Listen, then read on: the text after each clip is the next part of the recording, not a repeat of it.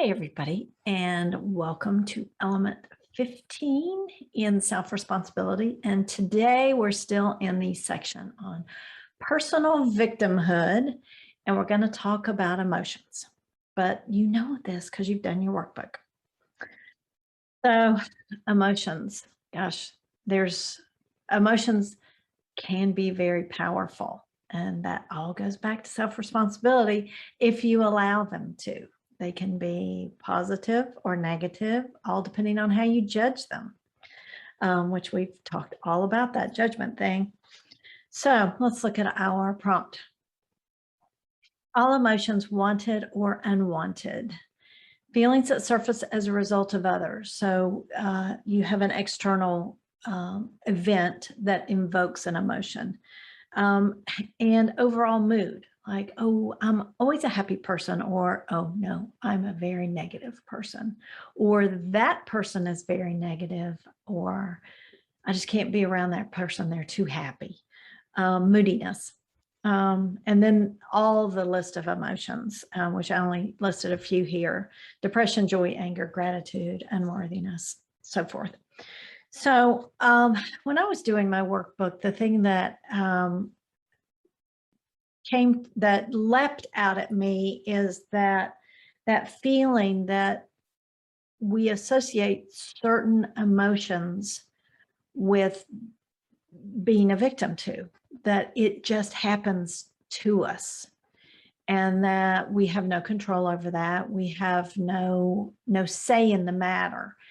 And I believe in our messages course, it talks about how those are messages to you.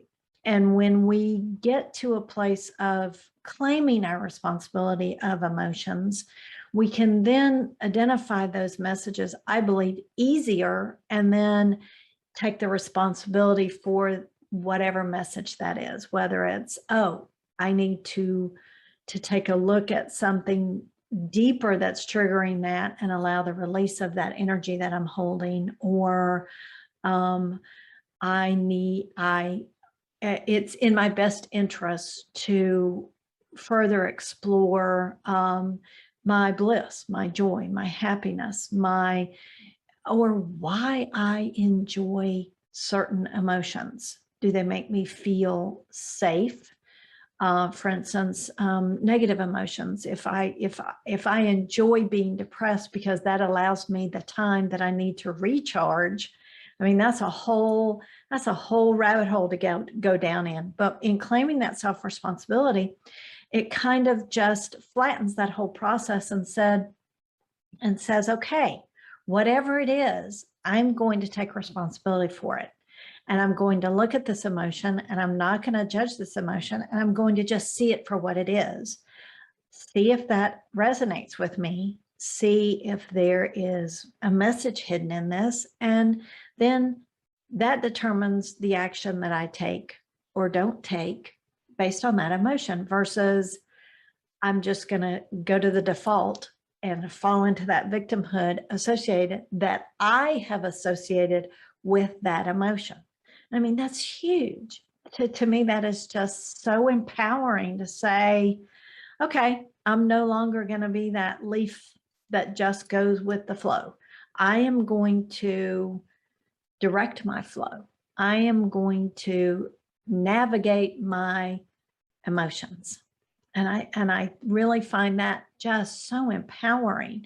And so, yes, that's where I am right now. And you know, I've said so many of the keywords that we've talked about in a lot of the other elements, like judging and taking the judgment out of it, and looking at what resonates with your authenticity. And I think that that can be said for pretty much every element about everything that we talk about within Wonderland. It's just coming to that place of absolute seeing things for as they are, taking away the judgment, taking away all the beliefs and things that we've talked about, and seeing it through your authenticity, and knowing that you are that divine that creates not only the emotion, but the reaction to the emotion. which I believe the reaction is the victimhood part that we're talking about here. So, I mean, that's a lot. That's a lot to wrap your mind around and then put into play.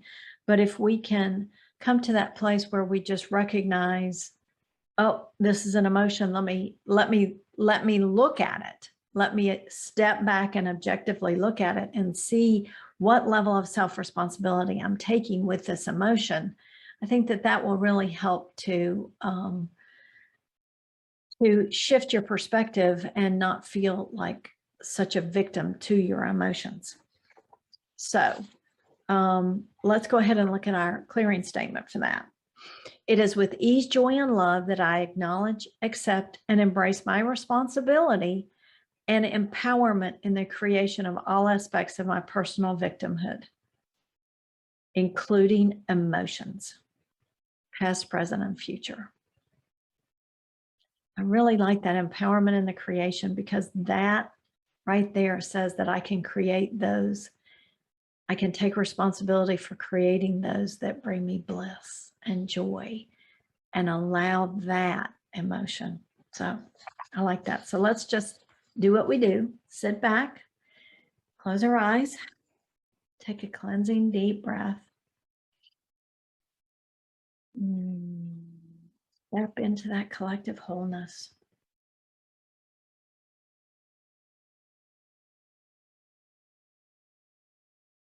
And then set our intentions, our individual intentions, to open our hearts and embrace the vibration of the statement that we just read, and allow that to be where we create from and where we claim our self-responsibility from.